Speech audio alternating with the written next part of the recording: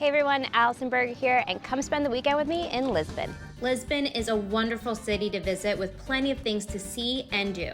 When visiting, the first thing to do is to get a Lisboa card based on how long your visit is. Not only does it include free use of all public transportation, and I mean all, even the famous Santa Justa elevator, but more importantly, it gives you free access to a lot of the top sites and museums in Lisbon. Like the Museum of Tiles, you get to take in these beautiful works of art, but also learn about the process of making mosaics, all while taking in the history of the convent that the museum is now in today. The National Pantheon was another new visit for me, which I enjoyed frolicking through, especially since I enjoyed the Pantheon in Paris so much. It's fun to compare buildings, and just like in Paris, you have to climb to the top to get an incredible view of Lisbon. The Santo Antonio Museum was another museum to visit with my Lisboa card, and it was perfect timing since his festival happens in June. The Museum of the National Republican Guard was really interesting to learn about the Carnation Revolution, which was when Portugal ended their dictatorship, and just about the GNR in general. Next door to that museum is the Carmo Ruins and Archaeological Museum, which you get a discount with your Lisboa card, and I think it was definitely worth it. So even if a museum isn't free with your Lisboa card, there's a very high chance you'll still get a discount with it.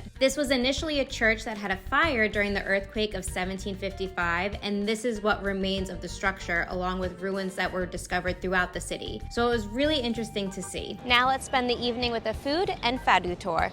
So you've probably heard of fado music. Well, I wanted to learn more about it, so I took Devour's food and fado tour. On this tour, we visited 2 different food stops in the Moorish quarter of Lisbon, which is where fado music was born. As we walked through the hilly streets, we learned about how fado music normally is associated with sadness, but it's really about emotions and expressing yourself, because that's what the people of this neighborhood would sing about, what they went through that day. Fado music is performed usually with only 2 instruments, a regular guitar and then a Portuguese guitar. The main attraction of the tour was visiting a fado house where we were served a delicious 3-course dinner while listening to live fado music. These musicians were incredible, which I'll let you listen to a little bit of it now. A vida dá muitas voltas e as voltas fazem doer.